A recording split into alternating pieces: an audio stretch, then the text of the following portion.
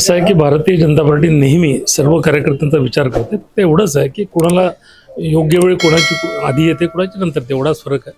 आणि मला अतिशय आनंद झाला माझ्या पार्टीचं नेतृत्व, विशेषतः मुख्यमंत्री आदरणीय देवेंद्रजी फडणवीस, नागपूरचे नेते आणि देशाचे नेते आदरणीय नितीनजी गडकरी, आमचे महसूल मंत्री आणि नागपूर जिल्ह्याचे पालकमंत्री चंद्रशेखरजी बावनकुळे आणि आमच्या राज्याचे भारतीय जनता पार्टीचे अध्यक्ष रवींद्रजी चव्हाण आणि सर्व प्रदेश पदाधिकारी, सर्व नेते यांनी मिळून हा निर्णय केला. त्या निर्णयाचं मी स्वागत करतो. अतिशय आनंद झाला आहे आणि त्यांनी कार्यकर्त्यांना संधी दिली.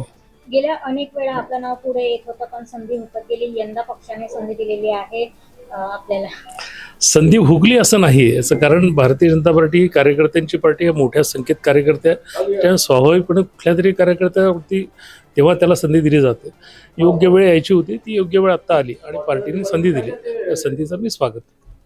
संघ स्वयंसेवक प्राध्यापक भाजप संघटनेत काम आणि सहकार चळवळीतून पुढे आलात आणि विधान परिषद आमदार म्हणून संधी मिळालेली आहे. कसं बघता यामध्ये? असं आहे की सहकार क्षेत्रासमोर अनेक समस्या आहे. मी एका मोठ्या मल्टीसेट शेड्यूल कोऑपरेटिव्ह बँकेचा अध्यक्ष आहे, ज्याचा व्यवसाय 4200 करोड रुपयाचा आहे. या सहकार क्षेत्रासमोर असणाऱ्या समस्या देशभरात आहे आणि राज्यातही आहे. या समस्यांना वाचा फोडणं, शिक्षण क्षेत्राशी माझा संबंध राहिला, शिक्षण क्षेत्राशी संबंधित जे काही समस्या असतील या समस्या मांडणं आणि एकंदर भारतीय जनता पार्टीची शिकवण अशी आहे की समाजाच्या सर्वांगीण विकासाकरता भारतीय जनता पार्टीचे कार्यकर्ते, पदाधिकारी काम करतात. निश्चितपणे केंद्र सरकार आणि राज्य सरकार शिक्षणामध्ये आमूलाग्र परिवर्तन करण्याचा प्रयत्न करत आहे. त्या प्रयत्नांना अनुसरून माझी भूमिका राहील आणि निश्चितपणे या देशामध्ये, या राज्यामध्ये एक तर शिक्षणाची भूमिका, सहकार क्षेत्राची भूमिका ही सरकारच्या सोयीनुसार सरकारला ज्याप्रमाणे आवश्यक आहे त्याप्रमाणे राहील आणि त्याकरता प्रश्न मांडण्याची मला एक प्रकारचं एक व्यासपीठ मिळालं आहे. त्याचा उपयोग मी करेन.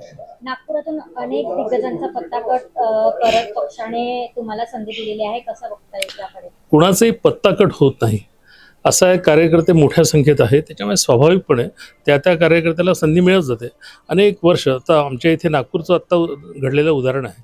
आमच्या नागपूरच्या पूर्व महापौर मायाताई उन्हाते यांना राज्यसभेची उमेदवारी मिळाली. त्यांना कल्पनाही नव्हती. मला देखील काल रात्रीपर्यंत अजिबात कल्पना नव्हती. त्याच्यामुळे कुठल्या तरी कार्यकर्त्याच्या झोळीत अशा प्रकारे संधी येते आणि त्या संधीचं सोनं कार्यकर्ते करतात. त्याच्यामुळे कोणाचा पत्ता कटला असं होत नाही.